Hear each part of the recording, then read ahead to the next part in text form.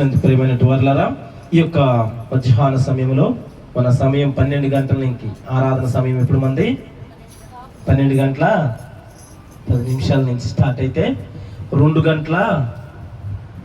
గంటలకు మనము ఆరాధన ముగించుకుంటున్నాం. అంటే మనం ఎట్లాంటి వారం అంటే ఇటు ఉదయపూలం కాదు, ఇటు సాయంత్రం మూలం కాదు. మనం ఎవరిమి?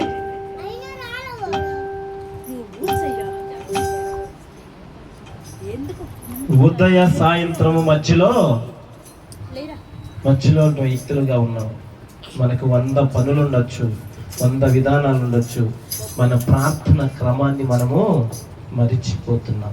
క్షమించండి దయచేసి. ఇక నుంచి ఎప్పుడు కూడా కనీసం 11 గంటలకు వస్తే మనము 1 గంటకి ప్రార్థన అయిపించుకోవడానికి సిద్ధమవుదాం. అనేక పనులు ఉంటాయి, కాదనట్లేదు. కానీ దేవుడు ఏమన్నాడు? 6 దినములు మీ పనులు చేసుకోండి, 7వ దినము అది నేను విశ్రాంతి తీసుకున్న దినం కాబట్టి మీరు కూడా విశ్రాంతి తీసుకోండి అని ప్రభు చెప్పాడు. ఆ మాటను తోసివేయకుండా, ఆ మాటను ఎత్తివేయకుండా మనం కూడా ప్రభు సన్నిధిలో ఒక్క దిన ప్రాయము ప్రభు సన్నిధిలో మోకరించి ప్రభువుని అడగండి. నువ్వు సోమవారం నుంచి మళ్ళీ శనివారం చేసే ప్రతి పనిలో ప్రభు నిన్ను ఆశీర్వదిస్తాడు, దీవిస్తాడు, కరుణిస్తాడు, కృప చూపుతాడు. నిత్యము నిన్ను ఆడుకొని ఆయన నీ వెనక ముందు ఆవరించి నీ పనులలో ఆయన తోడుగా ఉంటాడు. ఇంకా ఒక మాట చెప్పాలంటే, ఉదయకాలం లేచి అసలు మనం టిఫిన్ ఎన్ని వదిలేసి ఉదయాన్నే ప్రభు సన్నిధిలో ఖాళీ కడుపులో ఆయన ధ్యానించి ఆయన మహింపరిచి వెళ్ళి ప్రశాంతంగా 12 గంటలకు తింటే ఇంకా బాగుంటుందేమో. ఇది క్రమం అనుకున్నాను నేనైతే. ఎందుకంటే ఆకలితో వచ్చినప్పుడు ఆ ఇంటికాడ కనపడుతున్న భోజనాన్ని బట్టి తొందరగా పాటలు పాడతాం, తొందరగా ప్రార్థన చేస్తాం. ప్రభు అది ఆరిపోతుంది కాబట్టి అలాగనే చేస్తామేమో. మరి 12 గంటలంటే చాలా టూ మచ్గా ఉంది. దయచేసి ఒక క్రమం నేర్చుకోండి. ఉన్న 4 ముగ్గురమైనా ఒక్కరమైనా ప్రభు సన్నిధిలో క్రమముగా నడుచుట అది శ్రేష్టము. చూడండి, అపోస్తుల కార్యములు 13వ అధ్యాయం 34వ వచనం ఒక్కసారి మనం చూస్తూ అది తీసి పెట్టండి. పరిశుద్ధాత్ముడు మనకి 9 కృపావరాలను మనకు అనుగ్రహించాడు. 9 కృపావరాలు అనుగ్రహించాడు. ఆ కృపావరాలని ఒక్కొక్క విశ్వాసి తన యొక్క లోతైన అనుభవాన్ని బట్టి వాటిని పొందుకుంటారు. ఒక్కొక్క విశ్వాసి లోతైన అనుభవాన్ని బట్టి ఆ కృపావరాలు పొందుకుంటాము. అట్టి కృపావరాలు మనకి ఇచ్చింది ఎవరంటే మన ప్రభు అయిన యేసుక్రీస్తు ప్రభువారు మన కోసం అనుగ్రహించాడు. ఆయన సన్నిధిలో గడగడ వణుకుచు, ఆయన సన్నిధిలో క్రమము కలిగి, ఆయన సన్నిధిలో మర్యాద కలిగి మనం నడుచుకుంటూ ఉంటుంటే ఆయన మనకు వాటన్నిటిని ఒక్కొక్క సమయంలో నీ ప్రార్థన అనుభవాన్ని బట్టి దేవుడు నీకు అనుగ్రహిస్తూ ఉంటాడు. వచ్చిన దగ్గర నుంచి మనము నిద్రపోతూ ఉంటాము. క్రమం కాదు, ప్రభువుని అడగాలి. యేసు నామములో ప్రభువా నా నిద్రాత్మను పారదోలమని మనము దేవుడిని అడగాలి. అయితే ప్రభు ఇచ్చినటువంటి 9 కృపావరాలు ఉన్నాయి. ఆ 9 కృపావరాలు ఎక్కడుంటాయంటే గలతీలకు రాసిన పత్రికలో 5వ అధ్యాయము 22వ వచనంలో మనం వాటిని చూడొచ్చు. ఏమేమి ఉంటాయి అక్కడ?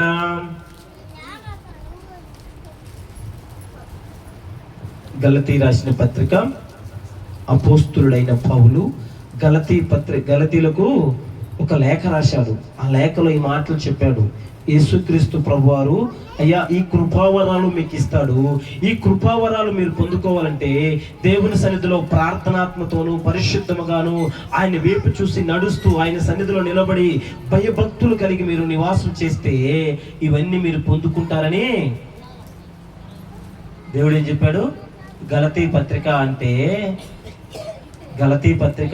1 కొరింథీ 2 కొరింథీ దాటిన తర్వాత ఉండే పత్రిక గలతీ పత్రిక.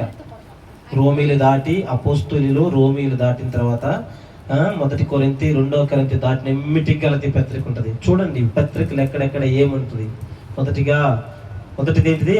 కొత్త నిబంధనలో మత్తయి శుభవార్త, తదుపరి మార్కు శుభవార్త, తర్వాత లూకా శుభవార్త, తర్వాత యోహాను శుభవార్త, తర్వాత అపోస్తుల కార్యములు, తర్వాత రోమీలకు రాసిన పత్రిక, తర్వాత 1వ కొరింథీయులకు రాసిన పత్రిక మొదటిది, తర్వాత 2వ పత్రికను అపోస్తలుడైన పౌలు ఆ పట్టణానికి రాశాడు. తదుపరి ఎవరికి రాశాడు? గలతీలకు రాశాడు. తర్వాత ఎఫెసీలకు రాశాడు. తర్వాత ఫిలిప్పీలకు రాశాడు. తదుపరి కొలసీలకు రాశాడు. కొలసీలు రాసిన తర్వాత తెస్సలోనిలకు ఒకటి రెండు పత్రికల వాళ్ళకి రాశాడు. తర్వాత మొదటి తిమోతి, రెండవ. చూడండి, నేనేం పనిలో ఇక్కడ కూర్చొని అరవట్లా. ఆ పత్రికలు మీరు గుర్తు పెట్టుకుంటారని, అవి ఏ క్రమంలో ఎక్కడో చూస్తారని చెప్తున్నా. ఓకేనా? ఈసారి ఒక వారం వచ్చినప్పుడు ఒకరు నిలబెట్టి పాత నిబంధన మొత్తం ఎక్కడేమేమి ఉన్నాయి, కొత్త నిబంధనలో ఉన్నటువంటి ఆ యొక్క గ్రంథాల పేర్లు, పత్రికల పేర్లు చెప్తున్నాం. ఇప్పుడు ఏమిచ్చాము? మొదటి తిమోతి, రెండవ తిమోతి, తర్వాత తీతుకు రాసిన పత్రిక, తర్వాత ఫిలోమోనుకు. విన్నారా అసలు ఈ పత్రిక మీరు ఇటీవల కాలంలో? మీ మోహం విన్నారు. ఫిలోమోనుకు రాసిన పత్రిక, తర్వాత హెబ్రీలకు రాసిన పత్రిక, తర్వాత యాకోబుకి రాశారు. యాకోబు పత్రిక అయిపోయిన తర్వాత మొదటి పేతురు, రెండవ పేతురు, తర్వాత మొదటి యోహాను, రెండవ యోహాను, మూడవ యోహాను. ఈ 3 పత్రికలు రాసిన తర్వాత యోహాను తర్వాత ఒక ఆయన వచ్చి రాస్తాడు. ఏంటిది? యూదా ఒక పత్రిక, ఒకే ఒక వచనం, ఒకే ఒక అధ్యాయం రాస్తాడు. తర్వాత యోహాను 3 పత్రికలు రాసిన యోహాను తిరిగి మళ్ళీ ఆ యొక్క పద్మాసు దీపంలో ఆయన వెళ్ళి పరువాసు అయి ఉన్నప్పుడు, యోహాను పద్మాసు దీపంలోకి ఎందుకు వెళ్ళాడు? మరి చాలా సార్లు చెప్పా. యోహాను ఉన్నాడు, ఆయన పద్మాసు దీపంలోకి వెళ్ళాడు. పద్మాసు దీపంలో ఎందుకు వెళ్ళాడంటే, యోహానును ఆ యొక్క క్రైస్తవ వ్యతిరేక జనాంగం పట్టుకొని ఆయన ఏం చేస్తారు? సలసలా కాగుచున్నటువంటి నూనెలో ఆయన ఏం చేశారు? మంచి బజ్జీని వేయించినట్టు వేయించారంట. మంచి బజ్జీని ఎట్టయితే వేయించారో అలా ఒక ప్రవక్తని, ఒక దేవుని యొక్క భక్తుని, ఆ యొక్క దైవజనుని, అపోస్తులను ఏం చేశారు? సలసలా కాగుతున్న నూనెలో వేస్తే తర్వాత ఆయన లేచి, చూడండి దేవుని శక్తి, దేవుని బలము, దేవుని ప్రసన్నత ఎలా ఉంటుందంటే, మనం కొన్ని చిన్న చిన్న టామీ బొమ్మలు చూస్తుంటాం. ఆ టామీ బొమ్మలు ఎట్టుంటాయంటే, అవి దేంట్లో పడేస్తాయి, పైకి లేచి ఇలా ఊగుతుంటాయి. అలాగనే మన ఈ యోహాను కూడా ఆ యొక్క నూనెలో నుంచి లేచి నిలవబడ్డాడంట. హల్లెలూయా. ఇంకొక విషయం చెప్పనా? ఎలీషాని మరణించి ఆయన దీర్ఘాయువు చేత నింపిన తర్వాత ముసలి వాడైనాక ఎలీషా మరణిస్తాడు.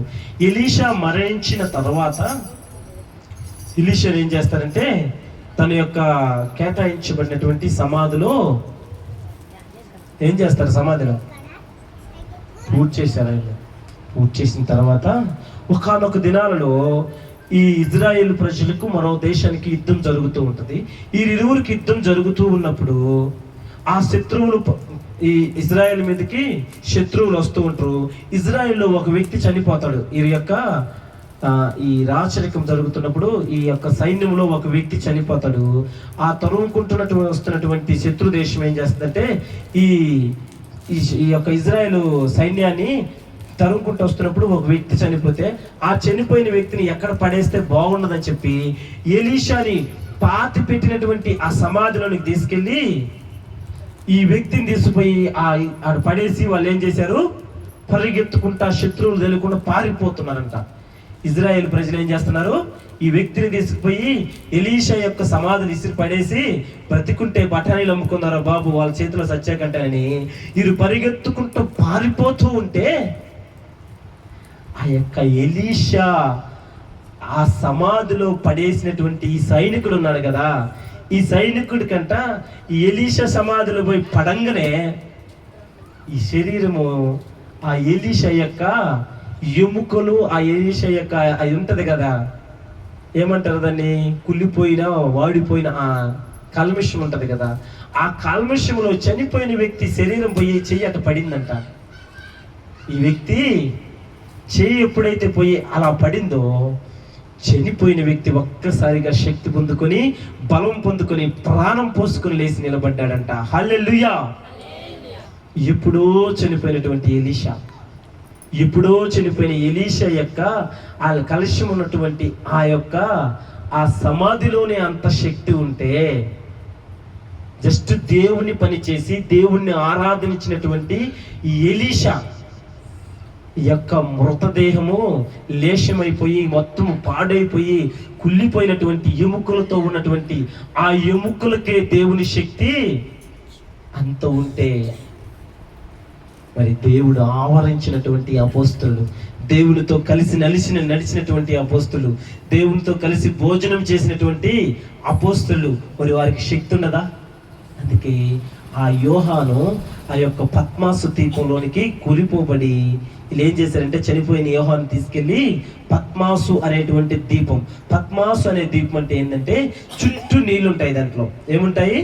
చుట్టూ నీరుంటాయి, మధ్యలో ఒక ఐలాండ్ అనమాట. అంటే ఒక కొండ ఉంటుంది. ఆ కొండలో చుట్టూ నీరు ఉన్నాయి అనుకో, సముద్రం నీరు తాగడానికి మనకు ఉపయోగపడుతుందా? పడదు. అంటే ఇప్పుడు ఆ వ్యక్తికి నీరు దొరకదు.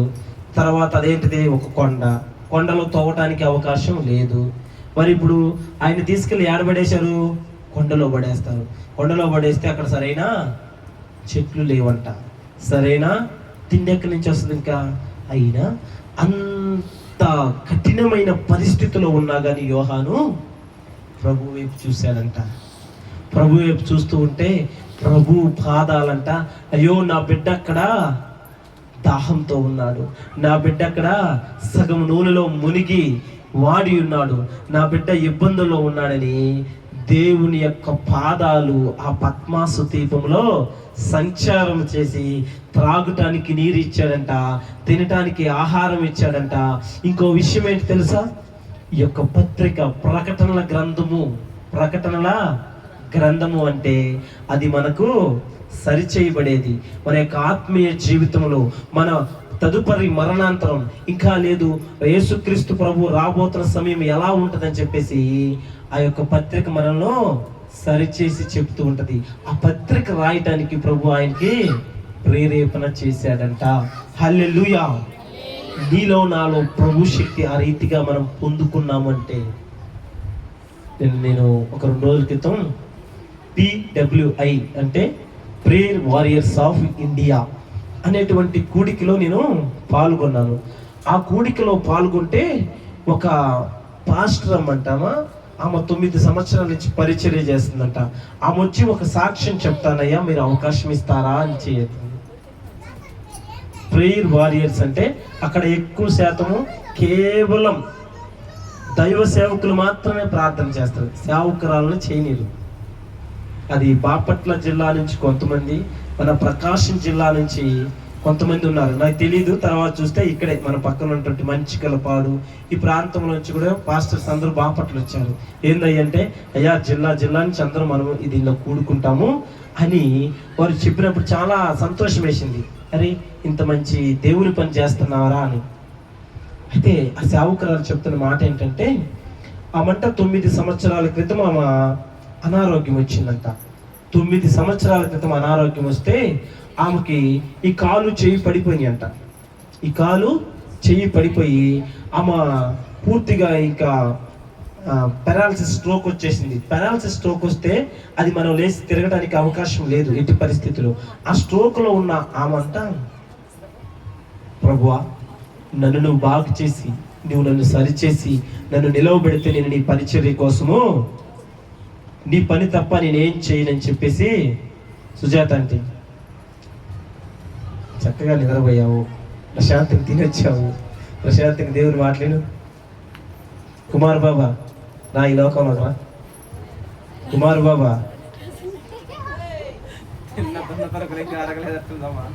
అరిగే స్థితిలో ఉన్నట్టుంది. హల్లెలూయా. ఆమె ఇస్తున్న సాక్ష్యం ఏంటంటే, ఆమె అన్యురాలంట. అన్యురాలు అంటే, అన్యురాలంటే దేవుని ఎరగని ప్రజలు. పక్షవాతం వచ్చి పడిపోయింది.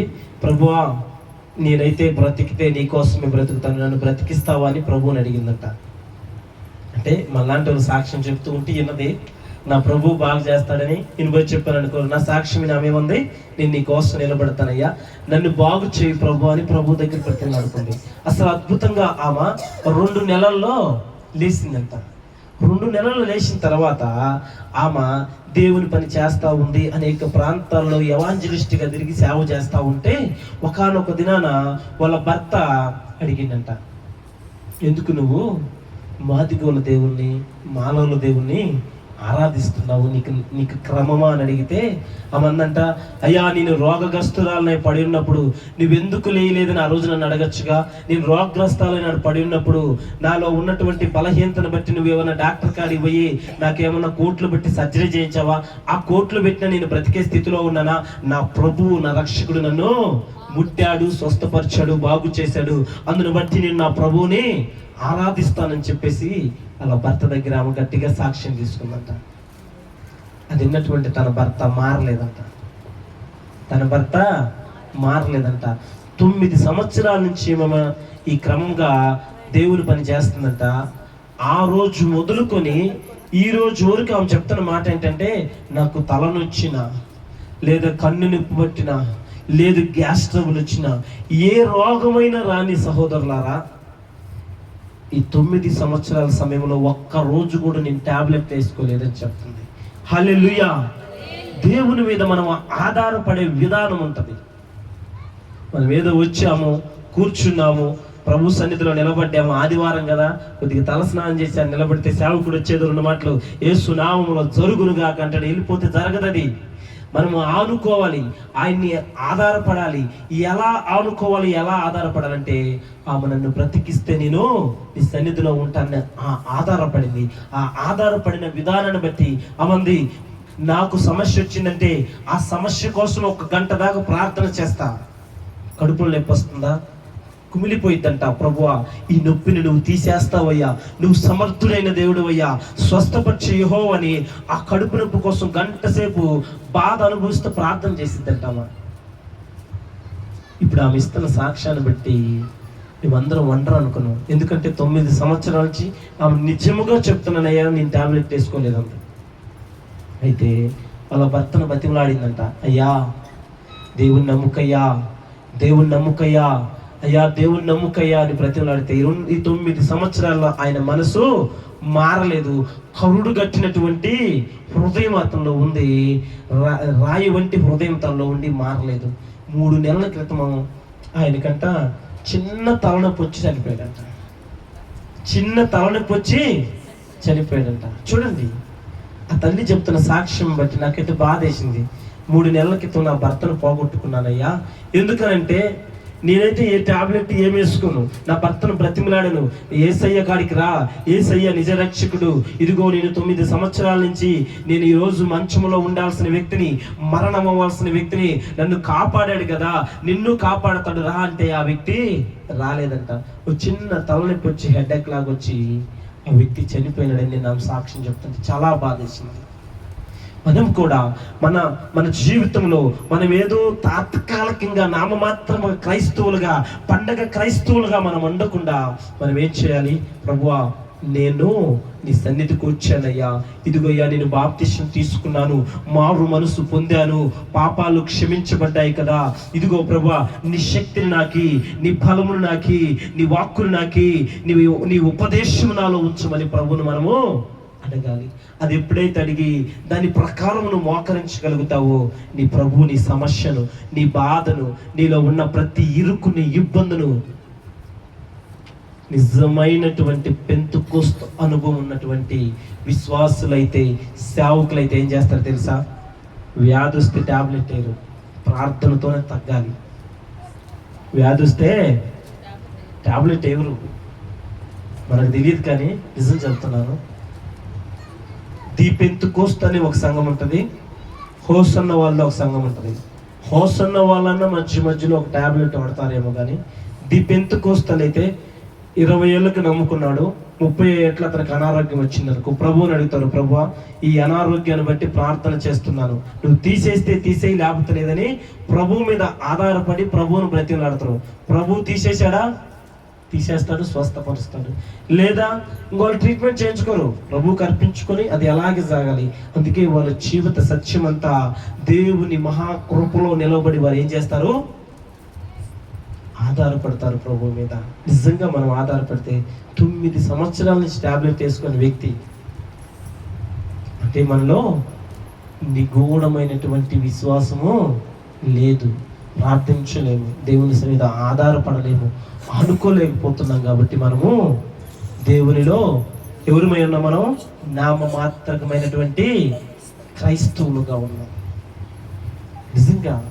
నిజంగా ప్రభువు యొక్క శక్తిని మనం అనుభవించగలిగితే, ప్రభు యొక్క శక్తిని ఇప్పుడు మనం ఎట్లా ఉన్నాం, తాత్కాలికంగా ఉన్నాం. నేను కూడా చిన్న బాధ కలిగిందంటే టాబ్లెట్ వేసుకుంటున్నాం.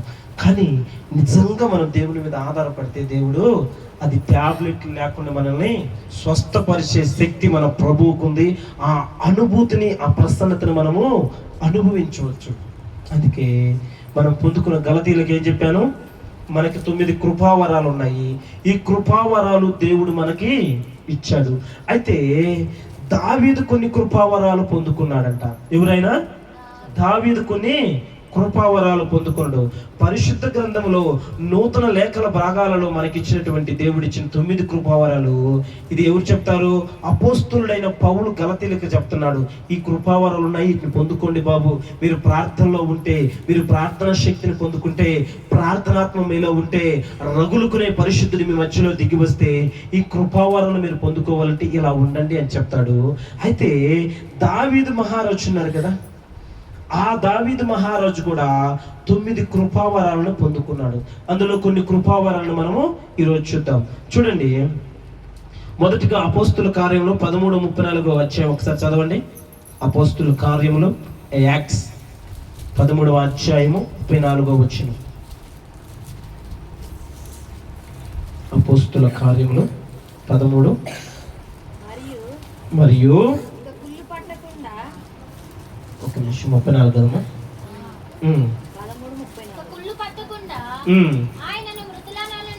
ఆయనను మృతులలో నుండి లేపుటను బట్టి దావీదునకు అనుగ్రహించిన పవిత్రమైన వరములను నీకు అనుగ్రహింతును అని నమ్మకములైనను చెప్పాను. చూడండి, దావీదు పొందుకున్నటువంటి పవిత్రమైన వరములు ఏంటి అంట? దావీదునకు అనుగ్రహించిన పవిత్రమైన వరములను మీకు అనుగ్రహిస్తాను అని చెప్తున్నాడు. దేవుడు ఏం చెప్తున్నాడు? అమ్మా, అలనాడు నా కుమారుడైనటువంటి దావీదునకు నేను కృపావరాలు ఇచ్చాను, పవిత్ర వరాలు ఇచ్చాను, ఈ రోజుల్లో ఆ పవిత్ర వరాలు మీకు ఇస్తున్నాను అని దేవుడు చెప్తున్నాడు. మరి ఆ కృపావరాలు ఏంటి? దావీదు ఏం పొందుకున్నాడు? దావీదు ఏమి పొందుకుందో మీకు తెలిస్తేనే కదా. దావీదు ఏమి పొందుకుందో మనకు తెలిస్తే ఆ కృపావరాలు ఏంటంటే ముందుగా మనకు తెలుస్తూ ఉంటాయి. హల్లెలూయా. చూడండి ఏమనుందట? కాబట్టి వేరొక కీర్తన యందు నీ పరిశుద్ధుని కుళ్ళు పట్టనివ్వనని చెప్పుతున్నాడు. దావీదు దేవుని సంకల్పము చొప్పున తరతరముల వారికి సేవ చేసి నిద్రించాడు. చూడండి, ఒకసారి మనం గమనించినట్లయితే దావీదు పొందిన వరములను గూర్చి అపోస్తుల కార్యములు 13:34 చెప్తే అసలు దావీదు పొందుకున్నటువంటి వరముల గురించి మనం తెలుసుకోవాలి.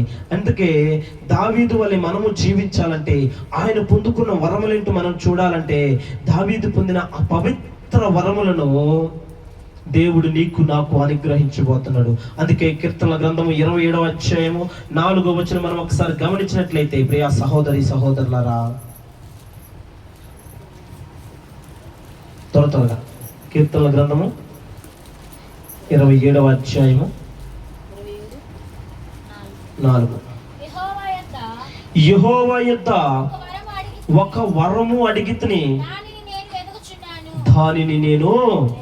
ఆ సహోదరులారా గమనించండి, ఈయన పొందుకున్న వరం ఏంటంటే, ఈయన దేవుని యొద్ద అడుగుచున్నాడంట. ఈయన దేవుని యొద్ద పొందుకోవాలని అడుగుతున్నాడంటే ఏం వరం పొందుకున్నాడు, ఏం వరం అడుగుతున్నాడంటే, ఏం వరం అడుగుతున్నాడంట? యెహోవా యొద్ద ఒక వరము అడిగితిని, దాన్ని నేను చూడండి. ముందు మనకు కావలసినటువంటి వరాలను, మనకు కావలసిన వాటిని ఎక్కడ వెతకాలి, ఎవరి సన్నిధిలో ఎతకాలి, ఏ ప్రాంతంలో ఎతకాలంటే దావీదు ముందుగా పోయి దేవుని సన్నిధిలో నిలబడి మొరపెట్టి ఆయన అడుగుతున్నాడంట, నేను యెహోవా యొద్ద ఒక వరము అడిగితిని, దానిని నేను వెతుకుచున్నాను. యెహోవా ప్రసన్నతను చూచుటకును, ఆయన ఆలయంలో ధ్యానించుటకును నా జీవిత కాలం అంతయు నేను యెహోవా మందిరములో. చూడండి, మొదటిగా ఆయన అడుగుతున్నాడంట, మొదటిగా ఆయన అడుగుచున్నాడంట, నేను దేవుని మందిరంలో ఒక వరం అడుగుచున్నానని. అందుకే దావీదు అంటున్నాడు, అయ్యా నేను ఒక వరం అడగాలనుకుంటున్నాను. నువ్వు వరం అడగాలనుకుంటున్నావు, నువ్వు దేవుని సన్నిధిలో ఉండాలనుకుంటున్నావు, దేవుని ప్రసన్నత పొందాలనుకుంటున్నావు అంటే ఆ వరం ఏంటి? అయ్యా నాకు ఏం కావాలంటున్నాడు? దానిని నేను వెతుకుచున్నాను, యెహోవా ప్రసన్నతను చూచుటకును ఆయన ఆలయంలో ధ్యానించుటకును. ఏం చేయాలంటే ఆయన ఆలయంలో ఏమి ధ్యానిస్తున్నావు? ఆయన ఆలయంలో ఏమి ధ్యానిస్తావు నువ్వు? ఆయన వాక్యం వినాలి, ఆయన యొక్క మాటలు వినాలి, ఆయన యొక్క పరిశుద్ధ గ్రంథ లేఖనాలు ఉన్నటువంటి మాటల ప్రకారం నడుచుకోవాలి. అదే అడుగుతున్నాడు దావీదు మహారాజు. ఆయన అడుగుతున్నటువంటి వరం అంట, ఒక వరం అడుగుతుండంట. అది ఏం కావాలంట? ఆయన ప్రసన్నతను చూడాలంట. ఎవరి ప్రసన్నతని? దేవుని యొక్క. చూడండి ఒకసారి, ఎందుకు డల్లుగా ఉన్నారు?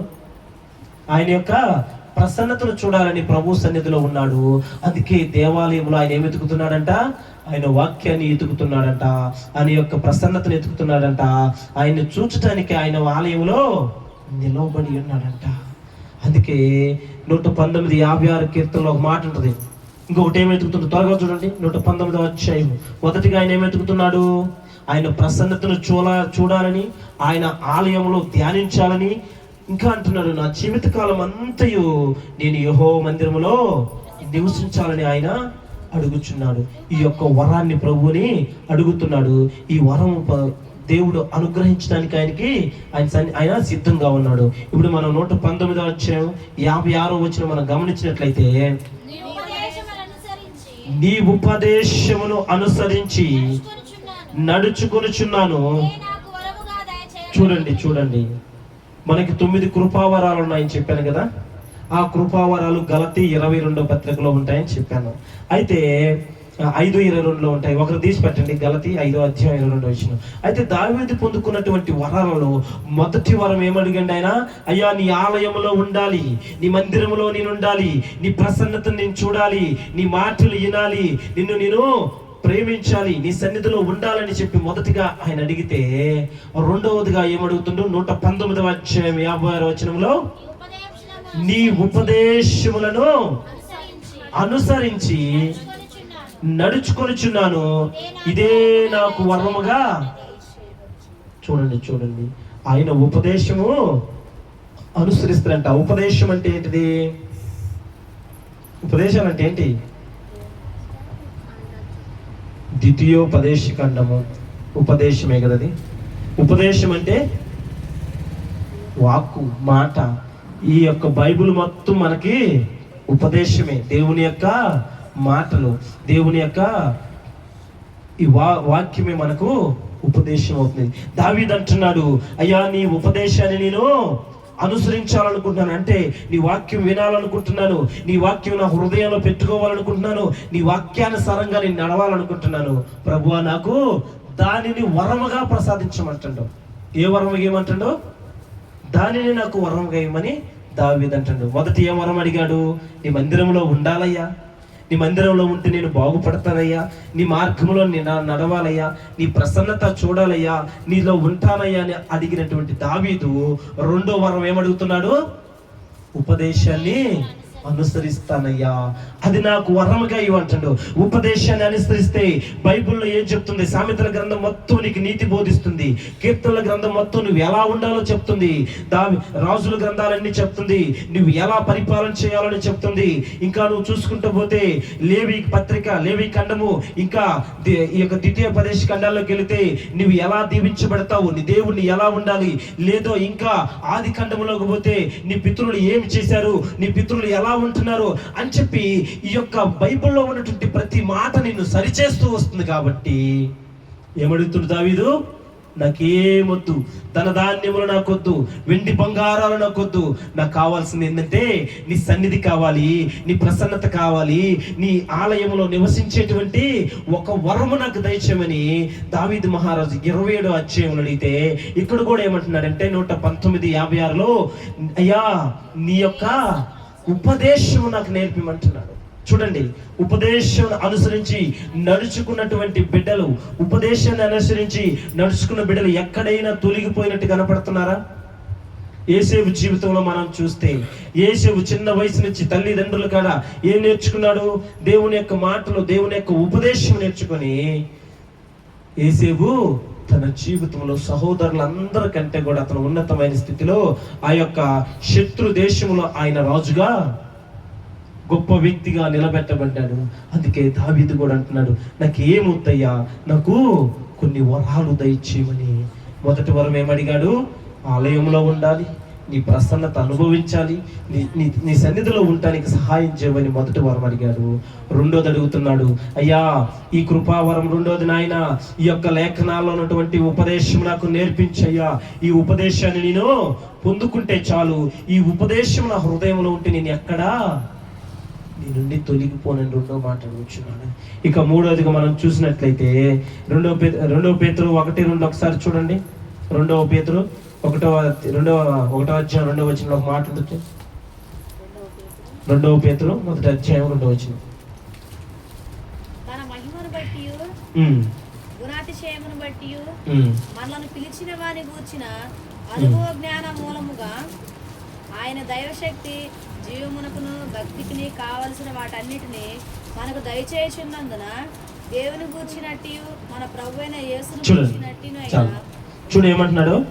తన మహిమను బట్టి గుణాతిశయమును బట్టి మనుషులను పిలిచిన వాని గూర్చి అనుభవ జ్ఞానం మూలముగా ఆయన దైవశక్తి జీవమునకు భక్తికి కావలసిన వాటన్నిటిని మనకి దయచేయుచున్నందున దేవుని గూర్చినట్టు మన ప్రభు అయిన యేసును గూర్చినటువంటి అనుభవజ్ఞం వలన మీకు కృపయు సమాధానమును విస్తరించును. ఏమొస్తాయంట?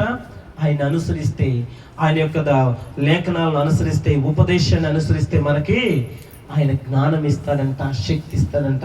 నీకేమి లేదు, ధనము లేదు, ధాన్యము లేదు, ఏమి లేదు, నీ దగ్గర జ్ఞానం ఉంటే నువ్వు ఈ లోకంలో గొప్పగా బ్రతకలేవా? దేవుడు నీకు మంచి జ్ఞానం ఇచ్చాడు అనుకో, ఆ జ్ఞానాన్ని బట్టి నువ్వు బ్రతకలేవా? చూడండి, నీకు మంచి జ్ఞానం ఇచ్చాడు, టెక్నికల్గా ఒక మొబైల్ చేసే జ్ఞానం నీకు ఇచ్చాడు, నీకు ఆడ ధనం లేదు, అయినా ఆ జ్ఞానాన్ని బట్టి ప్రభు నిన్ను పోషించడా? ఓ మంచి మెకానిక్ అయ్యే జ్ఞానం నీలో ఉందనుకో, ఒక ట్రాక్టర్ చెడిపోయింది, దాన్ని రిపేర్ చేసే శక్తి నీకు ఆ జ్ఞానం ప్రభు నీకు ఇస్తే నువ్వు పోషించబడవా? నువ్వు సంరక్షించబడవా? నువ్వు దీవించబడవా? నువ్వు ఉన్నతమైన స్థితిలో ఉండవా? లేదు, చదువులో మంచి జ్ఞానం నీకు ఇచ్చాడనుకో, ఉన్నతమైన చదువులు చదివే జ్ఞానం ఇస్తే నీ దగ్గర రూపాయి డబ్బులు లేవు, బాగా చదివి మంచి ఎగ్జామ్స్ రాసి మంచి ర్యాంక్ నువ్వు కట్టుకొని ఓ మంచి IAS ఆఫీసర్ నువ్వు కాగలిగితే అంతకంటే నీకు ధన్యత ఉందా? అదే జ్ఞానం ఇస్తానంటున్నాడు. ఎక్కడుండాలి నువ్వు? ఎక్కడుండాలంటున్నాడు? నా మందిరంలో ఉండు, నా ప్రసన్నత అనుభవించు. ఇంకా రెండోది ఏం చెప్తుండో? ఉపదేశములు వింటే నేనేం చేస్తానంటున్నాడు? నీకు జ్ఞానము, ఇంకా ఏమి ఇస్తానంటాడా? గుణాతిశయము, గుణం ఇస్తానంటున్నాడు, జ్ఞానం ఇస్తానంటున్నాడు. దీన్ని బట్టి నువ్వు బ్రతికిపోవచ్చు అంటున్నాడు. అలాగే 1 తిమోతి 4:7 ఒకసారి చూడండి. తిమోతికి రాసిన పత్రిక 1వ అధ్యాయం 4.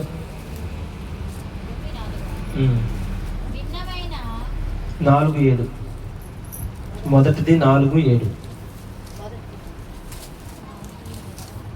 త్వరగా. దైవభక్తి విషయంలో నీకు నీవే చూడండి ఏమంటున్నాడు, సాధకము చేసుకొనుము. ఏమన్నాడా, అపవిత్రములైన ముసలమ్మ ముచ్చటలను విసర్జించండి. అడిగారు చూడండి, మనం మందిరంలో 2 గంటలు ప్రార్థన వినాలంటే బాధ. మందిరం అయిపోయిన తర్వాత 4 గంటలు లోపల కూర్చొని ఏం ముచ్చట్లు చెప్పుకుంటాము, ముసలమ్మ ముచ్చట్లు చెప్పుకుంటామంట. అందుకే అంటున్నాడు, అపవిత్రములైన ముసలమ్మ ముచ్చట్లను విసర్జించి దైవభక్తి విషయమును నీకు నీవే సాధకముగా చేసుకునుము. చూడేమంటున్నాడు, శరీర సంబంధమైన సాధకము కొంచెం మట్టుకే ప్రయోజనకరమును గాని దైవభక్తి ఇప్పటి జీవం విషయంలో రాబో జీవములోనే వాగ్దానముతో కూడిన అది అన్ని విషయములో నీకు. చూడండి, ముసలమ్మ మచ్చట్లు ఈ ఒక్క రోజులో ఉంటాయి, కానీ దేవుని విషయంలో నువ్వు కరెక్ట్గా ఉంటే ఆ శక్తి, ఆ బలము ఇప్పుడు కాబట్టి రానున్న నీ బిడ్డల తరాలు ఆశీర్వదించబడిపోతాయి అని చెప్తున్నాడు. దావీదు కూడా అలాంటి ఆశీర్వాదాలు పొందుకున్నాడు. ఇంకా మనం చూస్తే ఆత్మను పొందుకుంటామంట. ఆయన సన్నిధిలో ఏం పొందుకుంటాము, అపోస్తుల కార్యం 2:38 చూడు ఒకసారి.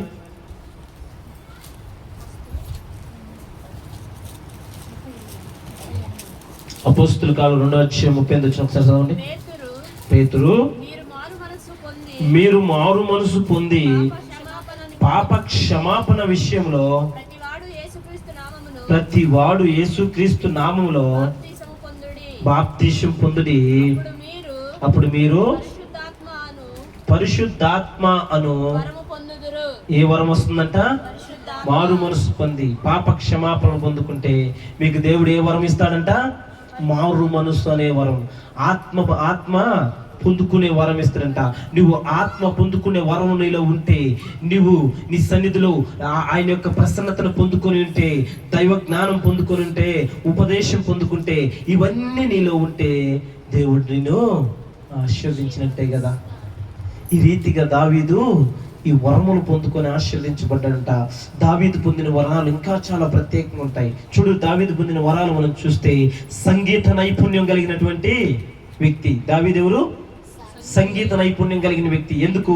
ఆ యొక్క సితారును వాయించుకుంటూ ఆ యొక్క మేకలను గొర్రెలను కాస్తున్నప్పుడు ప్రత్యేకమైన స్వరముతో వాయిస్తూ ఉంటే ఆ స్వరాన్ని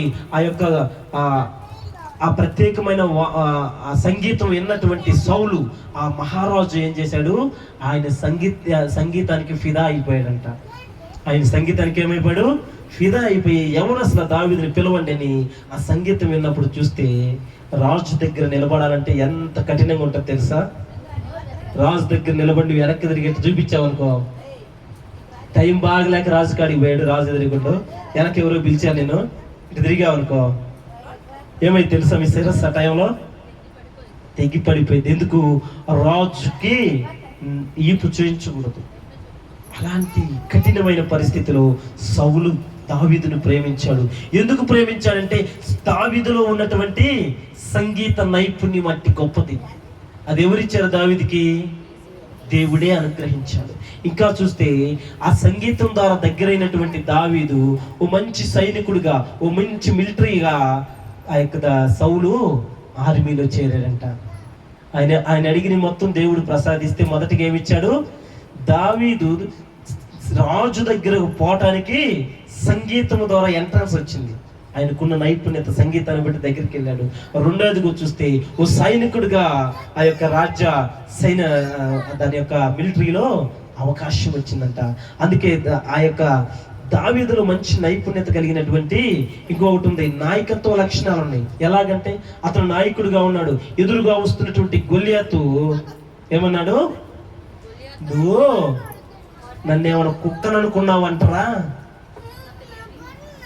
కుక్కను అనుకున్నావా, నన్ను చంపడానికి వస్తున్నావు, నీకు ఎలా కనపడుతున్నాడు. కానీ ఈయన యొక్క నాయకత్వ లక్షణాన్ని బట్టి ఒకే ఒక్క చిన్న రాయితో ఏం చేశాడు, సైన్యాన్ని మొత్తం తీసుకెళ్లి గలిబిలి చేసి ఈడట్టుబడి ఈడిట్టుబడి వాడు నిన్ను పొడుచుకొని చావలేదు, మీరు ఎవరొద్దు ఆగండి అని చెప్పి ఆ నాయకత్వ లక్షణాలు పట్టుకుని వెళ్ళి ఒక్క రాయి తీసుకుని గిరగిరా తీసి యెహోవా నామం పేరుట మొదటిగా ఎవరిని పట్టుకున్నాడు, ముందు దేవుణ్ణి పట్టుకున్నాడు. ఆ దేవుడు అనుగ్రహించినటువంటి నైపుణ్యాలని వాడుకుంటున్నాడు. సంగీతం వాయించి రాజుగాడ మెప్పు పొందాడు. తర్వాత చూస్తే సైనికుడిగా అందులో జాయిన్ అయ్యాడు. సైనికుడిగా జాయిన్ అయినటువంటి దావీదు ఆ యొక్క గొల్లియతు శత్రువుని కొట్టి చంపి ఆ యొక్క రాజ్యాన్ని విజయములకు నడిపించాడు. ఇంకా మనం చూసినట్లయితే దావీదుని మంచి అభిషేకంతో సమూయేలు అభిషేకించాడు. అంటే దేవుని యొక్క ప్రేమ పొందుకున్నాడు, దేవుని యొక్క సేవకుని యొక్క మనసు పొందుకున్నాడు, అభిషేకం పొందుకున్నాడు, ఆత్మ పొందుకున్నాడు. ఇలాంటన్నిటిలో నుంచి ముందుకు రావాలంటే దావీదు మొదట పడిన శ్రమలు అనేకం ఉన్నాయి. దావీదు మొదట అనేక శ్రమలు అనిపించాడు. మనం కూడా మన ఆత్మీయ జీవితంలో మనం అనుకుంటాం, ప్రభువా నేను మోకాలు వేద్దామంటే ఈ కింద ఈ రాళ్ళన్నీ నన్ను గుచ్చుతున్నాయ్యా, 5 నిమిషాలు మోకాలు వేస్తే నేను నిలబడలేకపోతున్నానయ్యా, 2 నిమిషాలు నేను ప్రార్థన చేస్తే నా మనసు ఎక్కడెక్కడికి వెళ్తుంది, నేను కూర్చొని ప్రార్థన అయితే చేస్తున్నాను కానీ నేను నాడుతున్న ఉరికాయల్లోకి పోతుంది, నేను చేస్తున్న ఆ యొక్క కలుపుల్లోకి పోతుంది, నేను తిరుగుతున్నటువంటి ఆ ప్రాంతం అంతటా నా మనసు. నిజం చెప్పండి, ప్రార్థన చేస్తున్నప్పుడు మీ మనసు ఏడా ఉంటుందా? ప్రార్థన చేద్దామని 2 మోకాలను తెంచగానే మొదటిగా నీకు గుర్తొచ్చేదే చెప్పండి? ఉదయం నుంచి మనం చేసిన పని ఎక్కడెక్కడ ఏం చేస్తాను చెప్పి నీ మనసు వెళ్ళిపోయింది దానికి. నువ్వు ఉదయం వాటర్ పెట్టిన ప్రాంతం కూడా గుర్తొస్తుంది నీకు. తర్వాత నువ్వు వచ్చి కూర్చున్న తర్వాత ఇంటికాడ స్టవ్ ఆపానా లేదా, అప్పుడు దాకా ఏం గుర్తురావు. నువ్వు ఎప్పుడైతే దేవుని సన్నిధిలో మోకరిస్తావో అప్పుడు నీ మనసు హఠత్తుకి వెళ్ళిపోయింది. స్టవ్ ఆపానా, లేకపోతే మా ఆయన వచ్చి నీళ్లు పోసుకున్నాడా లేడా, నీళ్లు పొయ్యి మీద పెట్టానా లేదా. అలా మనసు అనేక రకాలుగా ఉంటుంది. అయితే దావీదు మనసు ఏమైందంట, శ్రమలు అనుభవించినా కానీ ప్రార్థనలో ఆ శ్రమలన్నిటినీ జయించాడు. హల్లెలూయా. అదే రకంగా ఆయన కృపావరాలు పొందుకొని దేవుని సన్నిధిలో గొప్ప ప్రసన్నతను విజేతను ఆయన సాధించుకున్నాడు. కీర్తి ప్రతిష్టలు దావీదునకు దేవుడు అనుగ్రహించాడు. కేవలం ఆయన అడిగింది ఏంటి? 3 అడిగాడు. మొదటిది ఏమడిగాడు? మందిరంలో ఉంటానయ్యా, నేను ప్రార్థన చేసుకోవాలనుకుంటున్నాను, అవకాశం చాలు, నేను మందిరంలో కూర్చొని ప్రార్థన చేసుకుంటాను, అవకాశం వరం అడిగాడు. నీ ప్రసన్నతను చూడాలని వరం అడిగాడు. 3వదిగా ఏమడిగాడు?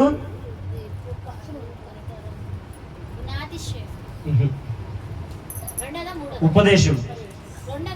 3వది ఉపదేశము పొందుకోవాలని అడిగాడు. ఉపదేశం అంటే ఏంది? అయ్యా నీ బైబిల్లో ఉన్నటువంటి ఈ మాటలన్నీ నేను పొందుకుంటానయ్యా, ఈ బైబిల్లో ఉన్నటువంటి వచనాలను నేర్పించయ్యా, నీతిని నేర్పించు, జ్ఞానము నేర్పించు, ఇందులో ఉన్నటువంటి శత్రువు నుంచి ఎలా తప్పించుకోవాలో, ఏ శ్రమలో వస్తే ఎలా పోవాలో, ఎట్టి పరిస్థితులు మేము ఎలా ఉండాలని చెప్పి ప్రభువుని అడిగినప్పుడు ప్రభువు వాటన్నిటిని అనుగ్రహించాడు. కారణం ఏంటంటే ఇతను పడిన శ్రమలన్నిటిలో కూడా ఇతను ఆనుకున్నటువంటి వ్యక్తి ఎవరు? దేవుణ్ణి అనుకున్నాడు. ఆ దేవుడే ఈయనకి ఏమిచ్చాడు? సంగీత జ్ఞానము, సైనిక నైపుణ్యము, ఇంకా అనేక రకాల జ్ఞానం ఆయనకి ఇచ్చి ఆయన మంచి రాజుగా నిలవబెట్టింది. అందుకే ఇతని ప్రాయంలో అట్టి కృపావరాలతో ఆయన దేవుని దగ్గర నుండి తృప్తి పడ్డాడు. ఇప్పుడు మనం పొందుకోవాల్సిన కృపావరాలు కొన్ని ఉన్నాయి. ఆ 4 కృపావరాలు చదువుకొని మనం ప్రార్థన చేసుకుందాం. గలతీ రాసిన పత్రిక 5వ అధ్యాయం 22వ వచనం చూడండి. ఏమేం కావాలో మనకి? అయితే ఆత్మ ఫలములేమనగా ప్రేమ, సంతోషము, సమాధానము, దీర్ఘశాంతము, దయాలత్వము, మంచితనము, విశ్వాసము, సాత్వికము, ఆశా నిగ్రహము, ఇట్టి వాటికి విరోధమైన నియమమేదియు లేదు. క్రీస్తు యేసు సంబంధులు శరీరమును దాని ఇచ్చలతోనూ దురాశలతోనూ సిలువ వేసి ఉన్నారు. ఏమై ఉన్నవంట? దురాశ ఉందంట. మన నేత్రాల ఆశ, మన శరీర కోరికలు, ఆహారపు కోరికలు. చూడండి, ఈ ఆహారపు కోరికలు కూడా చాలా చెడ్డవి. సొలొమోను మహారాజు ఉంటాడు, నువ్వు ప్రతిదినము నువ్వు తినాల్సిన దానికంటే దరిద్రంగా తినగాక అబ్బాయా అని చెబుతాడు. ఏం చెబుతాడు? నువ్వు మాంసం ఎక్కువగా తినవద్దు అని చెప్తాడు. మద్యం ఎక్కువగా సేవించవద్దు అని చెప్తాడు. మన దేశంలో అయితే మద్యం అవసరం లేదు, కానీ ఆ దేశాలను మద్యం సేవించాలి, మందు తాగాలి అక్కడ. ఎందుకు చెప్పండి? ఇప్పుడు బెత్లెహేము పురం ఉంది, ఇజ్రాయేల్ దేశం ఉంది, యెరూషలేం పట్టణం ఉంది. ఆ పట్టణంలో ఉన్న ప్రజలు తప్పనిసరిగా మందు తాగాలి. చెప్పు, చదువుకున్నాక ఎందుకు తాగాలో? అక్కడ -డిగ్రీలలో చలి ఉంటుంది. చలి ఎంత ఉంటుంది? ఇప్పుడు మనం పట్టుకున్నాం అనుకో, గట్టే ఉన్న మనకి ఏమి అడ్డం లేకుండా చుట్టూ మన మంచు అంతా గడ్డగట్టి ఇట్లాంటిది ఒక ఈ మందిరం లాంటిది తీసి పక్కన పెట్టచ్చు. లేదు నేను నిలబడ్డాననుకో, ఈ పై నుంచి కిందకి 2 నిమిషాలు నిలబడడానికి ఏమైపోతా నా లాంటి స్వరూపము మంచు స్వరూపాన్ని పక్కన పెట్టచ్చు. అంత ఎక్కువగా ఉంటుంది కాబట్టి ఆ ప్రాంతంలో తప్పక మందు తాగుతుంది. కానీ మన దేశంలో అంత టెంపరేచరు తక్కువగా లేదు కాబట్టి మనం మందు తాగాల్సిన అవసరం లేదు. మన దేశంలో మనం మందు తాగితే దేనికంటే మన వినాశనానికి, మన కిడ్నీలు పోగొట్టుకోవటానికి, మన లివర్ పాడు చేసుకోవటానికే కానీ అవి దేనికి ఉపయోగపడదు. ఆ దేశంలో అయితే అది అవసరం, ఎందుకంటే వాళ్ళు ఆ చలి తట్టుకోవాలి, అది దానికోసం చెప్పాడు. అందుకే సొలొమోను మహారాజు అంటారు, నువ్వు మద్యమును ఇంకా భక్షించే విషయంలో కూడా చెప్పిండు, అయ్యా నువ్వు రోజు తునకలు తిని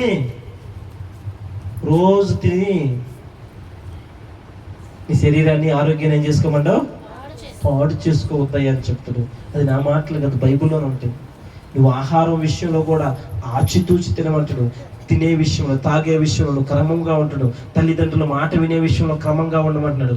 ఇవన్నీ నువ్వు నేర్చుకొని భద్రపరిస్తే, ఇదిగో నువ్వేం చేయొద్దు, 1 సంవత్సరం పాటు కూర్చొని ఈ ఉపదేశాన్ని మీరు చదవండి.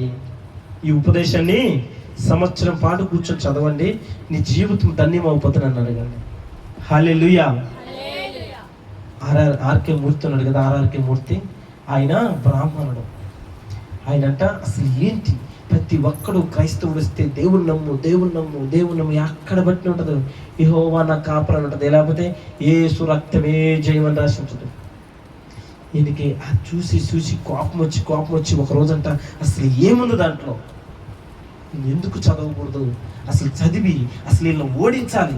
ఈ బైబిల్లో ఉన్నటువంటి మాటలు మొత్తం చదివి నేను గ్రహించే మా యొక్క లేఖనాలు ఉన్నాయి కదా, హిందూ లేఖనాలు కూడా ఉంటాయి, దీన్ని బట్టి మధ్య ర్యాలీ చేసి నేను ఈ క్రైస్తవులను ఓడించాలి, ఈ క్రైస్తవుల్ని అని చెప్పి వీళ్ళు ఏం చేశారంటే, ఈ ఆర్ఆర్కే మూర్తి ఈ యొక్క బైబిల్ మొత్తం చదివిందంట. ఎందుకు చదువుతున్నాడు ఈ బైబిల్? క్రైస్తవులని ఓడించాలని, క్రైస్తవులు మరోమారు వచ్చి మమ్మల్ని దేవుని నమ్ముకో అని చెప్పకుండా ఉండాలని ఆయన బైబిల్ చదివితే, ఆ బైబిల్లో ఉన్న జ్ఞానము, ఆ బైబిల్లో ఉన్న క్రమమంతా ఇదేం చేసిందంటే దేవుని వైపుకు నెట్టింది. హల్లెలూయా. ఈరోజు మనం ఒక మంచి దైవ సేవకునిగా, బ్రాహ్మణ కుటుంబం నుంచి వచ్చినటువంటి ఆర్ఆర్కే మూర్తి ఓ మంచి దైవ సేవకుడిగా ఈ భారతదేశంలో, ఆంధ్రప్రదేశ్ రాష్ట్రంలో ప్రత్యేకించి ఆయన నోటి స్వరం వింటుంటే ఎంత కమ్ముగా ఉంటుంది తెలుసా. మీరు చిన్నపిల్లలు తెలియదు కానీ మేము చిన్నప్పుడు ఉన్నప్పుడు సాయంత్రం 7 గంటలైతే ప్రేమధరా అని పాట వస్తుంటుంది. ఆ పాట రాగానే 7వ గంటకి మై ఏం కావాలి అడిగిరా పోయి బాబాయ్ వాక్యం బై బాబాయ్ అని, అట్లా మన జీవితంలో ఏ రీతిగా ఉన్నా, ఏ రతిగా ఉన్నా, మనము ఉపదేశాన్ని అనుసరించి ఉపదేశానుసారంగా నడుచుకుంటే దావీదు పొందుకున్న కృపావరముల కంటే అంతకని రెట్టింపు కృపావరములు నేను పొందుకుంటాము. హల్లెలూయా. ఏం చెప్పాడు? ప్రేమ ఉందంట, సంతోషం ఉందంట, అందులో సమాధానం ఉంది, దీర్ఘశాంతం ఉంది. దీర్ఘశాంతం అంటే అని చెప్పండి.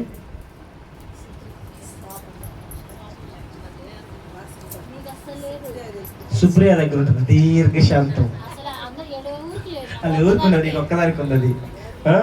దయాలత్వం అంటే దేవుని యొక్క ప్రేమ కలిగి, మంచితనము ఏముండాలి? మంచితనము అంటే ఏంది? పాట పాడడం అంటే అయిపోయి అంట చూడు, అట్లా మంచితనం అంటే. ఇంకా విశ్వాసం ఉండాలి, సాత్వికము, వీటన్నిటిని మించింది ఆశా నిగ్రహము. ఇవన్నిటిని పట్టుకొని మనం ప్రభు సన్నిధిలో ఉంటే దావీదు పొందుకున్నటువంటి దీవెనలు నా కుటుంబంలో ఈ మధ్యాహ్న సమయంలో దేవుడు అనుగ్రహించును గాక. ఆమేన్. సరే.